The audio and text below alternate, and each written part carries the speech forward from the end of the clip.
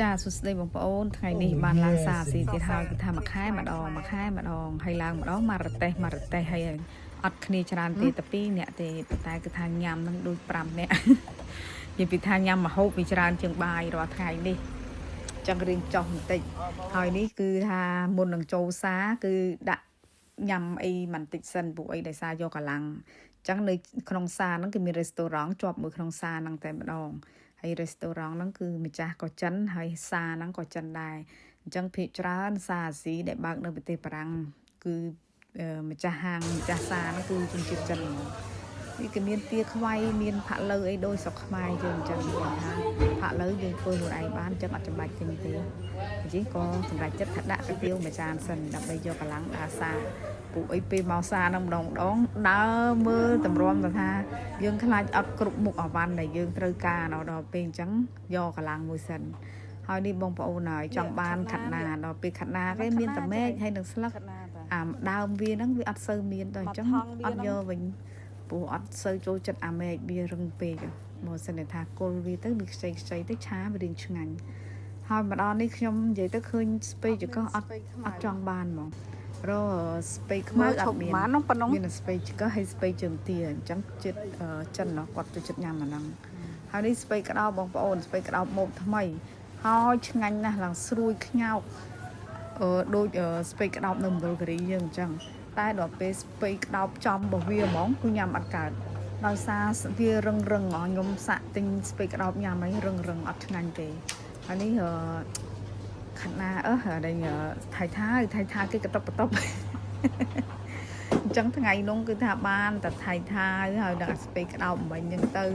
ហើយអារបស់អស់នេះវាដូចជាឃើញហើយតែអត់ចង់ឲ្យញ៉ាំវាធ្វើឲ្យយើងអត់ឃ្លានអញ្ចឹងក៏អត់យកវិញទៅហើយនេះអាស្ពៃក្តោបរឹងអត់ឃើញអញ្ចឹងទេតែញ៉ាំអត់ឆ្ងាញ់ទេអញ្ចឹងសម្រាប់ចិត្តបានតាថៃមិញអញ្ចឹងទៅហើយណាមួយបន្លែផ្សេងហ្នឹងសាកាំងក៏មានដែរអញ្ចឹងយើងស្រឡឹងមើលតាអាបន្លែណាដែលសាកាំងអត់មាននឹងបានទិញភាសាវានៅឆ្ងាយពីផ្ទះអញ្ចឹងអាណាដែលសាកាំងមានគឺខ្ញុំអត់យកទេហើយជាអាណាគេនេះធំនិយាយទៅឃើញហើយអត់ចង់ញ៉ាំហ្មងហើយគល់ក្រៃគឺថាទោះជាយ៉ាងណាក៏ត្រូវទិញតែគល់ក្រៃមួយកញ្ចប់នេះ